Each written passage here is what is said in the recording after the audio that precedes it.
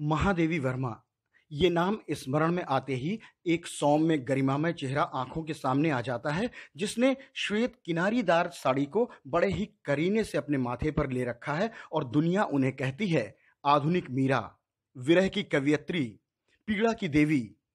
जी हाँ, इस बार कर रहे हैं हम चर्चा महादेवी वर्मा की, जिन्होंने साहित्य को गद्य और पद्य दोनों ही विधाओं में भरपूर दिया है और छायावाद के चार स्तंभों में से वो अकेली कवयित्री हैं, पंत, निराला और प्रसाद की कड़ी की।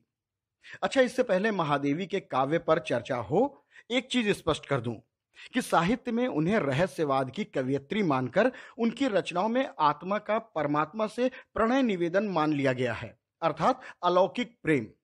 किंतु उनको पढ़ने के बाद व्यक्तिगत रूप से मुझे ऐसा लगता है कि जिस तरह की अनुभूतियां उनकी कविता में हैं, वो निश्चित रूप से लौकिक अनुभवों से ही उपजी हैं। कहीं कहीं उनके रचित शब्दों के बिंब थोड़ा थोड़ा आध्यात्मिक भी लगने लगते हैं, लेकिन कुल मिलाकर अगर कहें तो उनका रचना कर्म लौकिक और अलौकिक बिंबों का घालमेल है, यानी जिसको जो भी अर्थ लेना है वो ले सकता है। महादेवी जी को लोग विरह की कवयित्री कहते हैं। दरअसल वो अपनी कई कविताओं में दुख को ही जीवन का मूल्य मानकर उसके साथ हो लेने की बात कहती हैं। शूलों में नित मृदु पाटल सा खिलने देना जीवन मेरा, क्या हार बनेगा वो जिसने सीखा ना हृदय को बिंधवाना। अब देखिए, ये दुख क्या व्यक्तिगत दुख है? शायद नहीं, क्योंकि व्यक्तिगत दुख कभी भी इतना मूल्यवान नहीं हो सकता कि लोग उससे हमेशा साथ रहना चाहें, क्योंकि दुखों से तो लोग छुटकारा पाना चाहते हैं। दरअसल महादेवी जी का ये दुख सबका दुख है, जिसके लिए वो सदैव द्रवित रहीं। दूसरे के दुख सुख को ही अपना मानकर उसे साथ लेने के लिए वो अपनी रचनाओं में सदैव कहती रहीं। ऐसी ही एक और रचना है जिसे शायद हम सब ने पढ़ा है और उसी कविता से उनका मूल्यांकन भी साहित्य जगत में किया जाता है। मैं नीर भरी दुख की बदली, स्पंदन में चिर निस्पंद बसा, कृंदन से आहत विश्व हंसा, पलकों में दीपक से जलते, नैनों में निर्झरणी मचली, मैं नीर भरी दुख की बदली। मैं नीर भरी दुख की बदली, विस्तृत नभ का कोई कोना, मेरा न कभी अपना होना, परिचय इतना इतिहास यही, उमड़ी कल थी मिट आज चली, मैं नीर भरी दुख की बदली। अब इस कविता से देखिए तो सिद्ध हो जाता है कि वो दुख की बात सूक्ष्म रूप में, यानी स्वयं के लिए नहीं करती हैं, बल्कि वो सबके लिए दुखी होती हैं, और जो सबके दुख को अपना बना ले उसे दुखी नहीं करुणामयी कहते हैं। 26 मार्च 1907 को फर्रुखाबाद में एक कायस्थ परिवार में लंबे अंतराल के बाद परिवार में बेटी जन्म लेती है। लगभग 200 साल के बाद, 7 पुश्तों के बाद जब बेटी का जन्म होता है तो बेटी के बाबा बांके बिहारी उसका नाम रखते हैं महादेवी, भगवती दुर्गा के नाम पर, जो उनकी कुल देवी भी हैं। 7 वर्ष की उम्र में ही उन्होंने कविता लिख दी, जिनका नाम रखा उन्होंने महादेवी, और कविता भी कितनी प्यारी लिखी। आओ प्यारे तारे आओ, मेरे आंगन में बिछ जाओ। बड़ी होने पर महादेवी जी को साहित्य में समस्या पूर्ति का युग मिला और ब्रज भाषा की मिली धाक। प्रसाद और मैथिली शरण गुप्त की तरह महादेवी के कंठ से भी ब्रज भाषा में ये सवैया फूटा। आगम है दिन नायक को, अरुताई भरी नभ की गलियान में, सीरी सुमंद बयार बही, मुस्कान नई बगरी कलियान में, शंख धुनी बिरदावलियां अब गुंजित हैं खग और अलियान में, वारन के हित कंज कली, मुक्ताहल जोरी रही अंखियान में। प्रयाग में पढ़ाई के दौरान उन पर सरस्वती पत्रिका और मैथिली शरण गुप्त का ऐसा रंग चढ़ा कि वो साहित्य की ओर मुड़ गई। उस दौर के श्रीधर पाठक, पंडित रामनरेश त्रिपाठी, अयोध्या सिंह उपाध्याय, हरिऔध समेत पूरे समकालीन साहित्यकारों से वो इतना घुल मिल गईं कि ब्रज की अहो कहो की तुकबंदियों से मुक्त होकर अब वो खड़ी बोली में लिखने लगी। और ये उन्हीं दिनों की बात है जब उनका स्वर्ण छवियों और प्रतीकों से भरा पहला काव्य संग्रह निहार सन 1930 में प्रकाशित हुआ। पंत और निराला की छायावाद वाली मैं शैली को अपनाना महादेवी वर्मा के लिए सिर्फ एक विद्रोह भर नहीं था, बल्कि ये नितांत व्यक्तिगत अनुभूति भी थी। मध्य युग के कवियों के आत्मनिवेदन से दूर उनकी बौद्धिक प्रखरता ही है जो उनके नारी मन में समाज से ये कहलाने के लिए विवश कर दिया, उनसे कैसे छोटा है मेरा भिक्षुक जीवन। अभिमान कविता लिखी थी, उसमें वो कहती हैं, छाया की आंख मिचौली, मेघों का मतवालापन, रजनी के श्याम कपोलों पर ढरकीले श्रम के कन, फूलों की मीठी चितवन, नभ की ये दीपावलियां, पीले मुख पर संध्या के वो किरणों की फुलझड़ियां। भिक्षुक से फिर जाओगे जब लेकर अपना धन, करुणा में तब समझोगे इन प्राणों का महंगापन। मेरी लघुता पर आती जिस दिव्य लोक को वृणा, उसके प्राणों से पूछो वो पाल सकेंगे मेरी पीड़ा। उनसे कैसे छोटा है मेरा ये भिक्षुक जीवन, उनमें अनंत करुणा है, इसमें असीम सूनापन। एक सन्नाटा सा छोड़ जाती हैं ये पंक्तियां, सोचने के लिए विवश करती हैं। इतना ही नहीं, प्रियतम को बराबरी में पाना और अपनाना महादेवी जी को मान्य है, लेकिन द्विवेदी युगीन नारी का अबला बिंब वो चकनाचूर भी कर देती हैं और एक ऐसी नारी जागरण की शक्ति का घोष करती हैं कि जहां से वो आवाज देती हैं, पंथ रहने दो अपरिचित, प्राण रहने दो अकेला। प्रेम की दीवारों को तोड़ती हुई वो सभी बंधनों को तोड़ती हैं। नारी मन की उन्मुक्त उड़ान का वो स्वर बनकर कहती हैं, तोड़ दो ये क्षितिज, मैं भी देख लूं उस पार क्या है।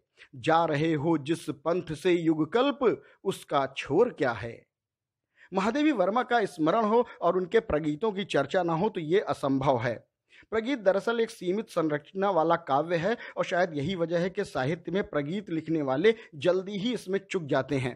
प्रगीत में एक टेक और कुछ अंतरे होते हैं। निहार में चाह शीर्षक से एक प्रगीत है, वो मैं आपको सुनाता हूं। चाहता है ये पागल प्यार अनोखा एक संसार, कलियों की उच्छ्वास शून्य में ताने एक विहान, तुहिन कणों के मृद कंपन से सेज बिछा दे गान, जहां सपने हो पहरेदार अनोखा एक संसार। महादेवी वर्मा के काव्य संसार में कुछ प्रतीक तो इतनी बार प्रयुक्त हुए हैं कि उनका प्रभाव ही समाप्त होता हुआ सा दिखता है। उन्हीं में से एक प्रतीक है दीपक या दिया। उनकी खड़ी बोली की पहली कविता ही थी दिया। वो लिखती हैं, धूल से निर्मित हुआ है यह शरीर ललाम, और जीवन वर्ति भी प्रभु से मिली अभिराम। प्रेम का ही तेल भर जो हम बने निःशोक, तो नया फैले जगत के तिमिर में आलोक। इस कविता में दीपक जीवन का प्रतीक बनकर आया है और इसी में हेर फेर करते हुए महादेवी जी ने तमाम प्रगीत लिखे, जिसका चरम रूप हमें उनकी जो संग्रह है दीपशिखा उसमें मिलता है। दरअसल महादेवी वर्मा का रचना संसार इतना विस्तृत है कि उस पर चर्चा करने के लिए वक्त चाहिए, किंतु निश्चित समय सीमा में अधिकतम बातें संक्षेप में पहुंचाने की एक तुच्छ सी कोशिश है हमारी। सो संभव है बहुत कुछ छूट भी सकता है। महादेवी वर्मा को पीड़ा की साम्राज्ञी, आधुनिक मीरा कहकर, या उनके तमाम कथन हैं जैसे मैं मृत्यु का मंदिर हूँ, या फिर वो कहती हैं मैं विरह में चिर हूँ, मैं नीर भरी दुख की बदली। इन सब बातों से ही उनका मूल्यांकन साहित्य में किया जाता रहा है और प्रायः उन्हें पलायनवादी करार दे दिया गया है। ये भी कहा जाता है कि उनके रचना कर्म में समाज के लिए कुछ भी नहीं है। नतीजा ये हुआ कि हमने उनकी कविता में छिपी क्रांति के स्वर को अनदेखा कर दिया। उनके आंसू के पीछे की आग को हम स्वीकार ही नहीं कर पाए। वो कहती हैं, पूछता क्यों शेष कितनी रात, व्यंग्यमय है क्षितिज घेरा, प्रश्न में हर कण निठुर सा, पूछता परिचय बसेरा, आज हो उत्तर सभी का, ज्वालवाही श्वास तेरा, छीजता है इधर तू उस ओर बढ़ता प्रात, पूछता क्यों शेष है कितनी रात। महाप्राण निराला ने जो उनके भाई जैसे थे, उन्होंने अनायास उन्हें स्फूर्ति चेतना रचना की प्रतिमा कल्याणी नहीं कहा था। श्रृंखला की कड़ियां पिघलाना उनके जीवन का लक्ष्य था। इन पंक्तियों को जरा गौर कीजिए, जहां वो कहती हैं कि श्रृंखलाएं ताप के डर से गलेंगी, भित्तियां या लौह की रज में मिलेंगी। देखिए क्या मजबूती है, क्या दृढ़ता है। जिन्हें आप पीड़ा की देवी कहते हैं, वो ऐसी पंक्तियां लिखती हैं। उनका ये आक्रोश शोषण और अन्याय के विरुद्ध होता है, किंतु वो सदैव निर्झर स्नेह सी बहती रहती हैं। दरअसल महादेवी जी की कविता में आंसू रुदन का पर्याय नहीं, ये तो उनकी करुणा का विस्तार है।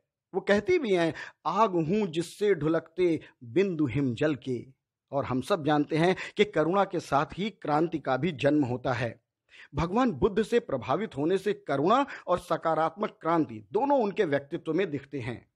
अब ये अलग बात है कि उनकी क्रांति पर स्वतंत्रता संग्राम का भी असर दिखता है, क्योंकि वो गुरुदेव टैगोर और महात्मा गांधी से भी प्रभावित थी। मेरे विश्वास में बहती रहती झंझावात, आंसू में दिन रात प्रलय के घन करते उत्पात, कसम में विद्युत अंतर ध्यान। लोग नारों को ही क्रांति का पर्याय मानते हैं और महादेवी जी की कविता में नारे नहीं हैं, इसलिए लोगों को उनमें क्रांति नजर नहीं आती है। दरअसल वो विश्व क्रंदन भुलाकर अनंत यात्रा पर अपनी करुणा लेकर निकलती हैं, लेकिन गौर से देखें तो उनके आंसू के भीतर भी आग नजर आती है। वो कहती हैं, आग हो उर्मे तभी दृग में सजेगा पानी, हार भी तेरी बनेगी मानिनी जय की पताका, राख क्षणिक पतंग की है अमर दीपक की निशानी, है तुझे अंगार शैया पर मृद कलियां बिछानी। महादेवी जी ने सिर्फ पीड़ा को ही स्वर नहीं दिए, उन्होंने सिर्फ एकाकीपन या दुख को ही अपनी अभिव्यक्ति नहीं दी है। उन्होंने अपने गीतों से नारी मुक्ति के स्वर भी उठाए हैं, क्रांति का आह्वान भी किया है। उनका करुणा से भरा मन उत्सव धर्मी भी था। उनकी होली पूरे प्रयाग और साहित्य जगत में विख्यात थी। और दीपावली की झलक इन पंक्तियों में देखिए, जहां वो लिखती हैं, अपने इस सूनेपन की मैं हूं रानी मतवाली, प्राणों का दीप जलाकर भरती रहती दीवाली।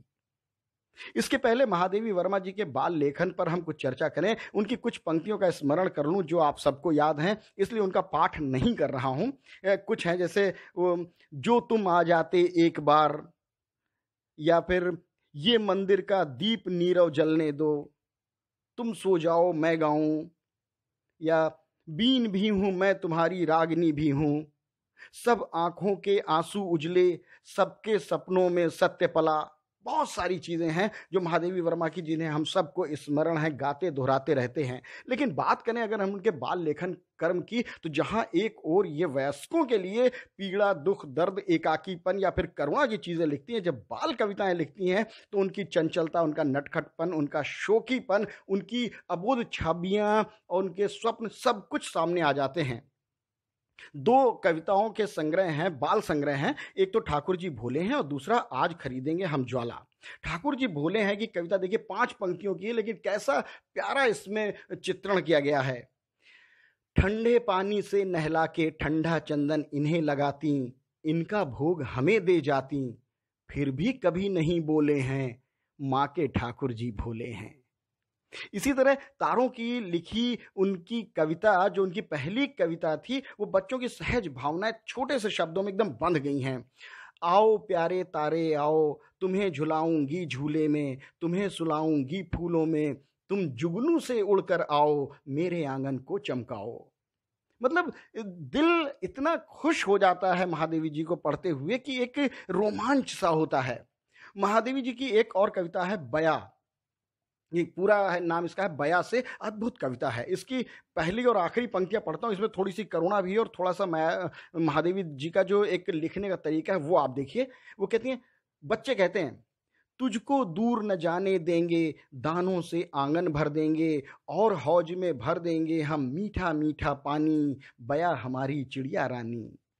कविता की आखिरी पंक्तियां तो गजब की हैं, जहां बच्चे कहते हैं, फिर अंडे से आएगी जब तू, निकलेंगे नन्हे बच्चे तब, हम आकर बारी बारी से कर लेंगे उनकी निगरानी, फिर जब उनके पर निकलेंगे, उड़ जाएंगे बया बनेंगे, हम तब तेरे पास रहेंगे, तू रोना मत चिड़िया रानी, बया हमारी चिड़िया रानी।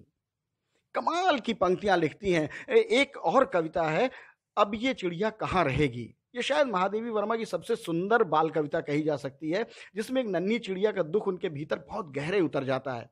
देखिए, आंधी के कारण चिड़िया का घोंसला टूट गया है, वो बुरी तरह परेशान है, अंडे फूट चुके हैं। अब बच्चे इसे देखकर क्या सोचते हैं कि कैसे इसका आशियाना बचा, इसके दर्द को कहते हैं घर में पेड़ कहाँ से लाएं, कैसे इसका घोंसला बनाएं, कैसे फूटे अंडे जोड़ें, किससे ये सब बात कहेगी, अब ये चिड़िया कहाँ रहेगी। महादेवी जी की बाल कविताओं की दूसरी पुस्तक एक है संग्रह जिसका नाम है आज खरीदेंगे हम ज्वाला। देशभक्ति, क्रांति और वीरता की धधकती आग है पूरी। एक इसकी कविता देखिए जहां वो बच्चे कहते हैं, बेड़ी हथकड़ियों के गहने हमने अब हंस हंस कर पहने, काली फांसी की डोरी को हमने तो जयमाल बनाया, हमने कारागार बसाया। इसी तरह मस्तक देकर आज खरीदेंगे हम ज्वाला, ध्वज गीत, उनकी बहुत सारी कविताएं हैं जिन्हें पढ़ने के बाद शरीर में बिजली सी कौंध जाती है। महादेवी वर्मा, दरअसल ये नाम एक रचनाकार का नहीं बल्कि एक पूरा का पूरा युग है। जीवन भर लोगों ने उनका सूनापन, पीड़ा, दुख और एकाकीपन देखा, जबकि वो उम्र भर अपने रिश्तों की बागडोर निराला पंत जैसे भाइयों, बहन सी सखी सुभद्रा कुमारी चौहान के साथ थामे, होली के रंग, दीपावली की जगमग, बसंत के उत्सव को जीती हुई गिल्लू, सोना, गौरा पर अपनी ममता वात्सल्य से सिंचित करती रहीं। बुद्ध, गांधी, रंग, तूलिका, देश प्रेम, क्रांति, चेतना, पशु पक्षी, हिमालय, ये सब कुछ अपने भीतर समेटे महादेवी वर्मा जी को 1933 में पहला कवयित्री सम्मेलन कराने का श्रेय भी जाता है, जिसकी अध्यक्षता की थी उनकी सबसे प्रिय सखी सुभद्रा कुमारी चौहान ने। 1943 में मंगला प्रसाद पारितोषिक और भारत भारती का पुरस्कार उन्हें मिला। 1952 में विधान परिषद की सदस्य बनी। 1956 में उन्हें पद्म भूषण से सम्मानित किया गया। 1979 में साहित्य अकादमी की सदस्यता ग्रहण करने वाली पहली महिला बनी। 1988 में मरणोपरांत उन्हें पद्म विभूषण से सम्मानित किया गया। यामा पर उन्हें ज्ञानपीठ मिला। और सबसे कमाल की बात एक देखिए, मुझे फिर याद आ गई, सन 1968 में मृणाल सेन ने, जो कि सुप्रसिद्ध फिल्म निर्माता है, आप सब जानते हैं, उन्होंने एक फिल्म बनाई थी नील आकाशेर नीचे। ये फिल्म बनी थी महादेवी वर्मा के संस्मरण वो चीनी भाई पर आधारित थी। तो भाई कुल मिलाकर ये कह सकते हैं कि महादेवी वर्मा का रचना कर्म हमें हमेशा एक प्रकाश पुंज की तरह प्रेरित करता ही रहेगा। ऐसी अद्भुत और अनूठी कवयित्री रचनाकार को हम सबका शत शत नमन। आपको हमारा ये प्रयास कैसा लग रहा है, कमेंट बॉक्स में अपनी प्रतिक्रियाएं हमें जरूर दीजिएगा। और इस वादे के साथ कि शीघ्र होगी आपसे फिर मुलाकात, चाहता है आपका ये दोस्त आप सबसे, अनुमति होगी फिर मुलाकात। तब तक नमस्कार, अपना बहुत ख्याल रखिएगा।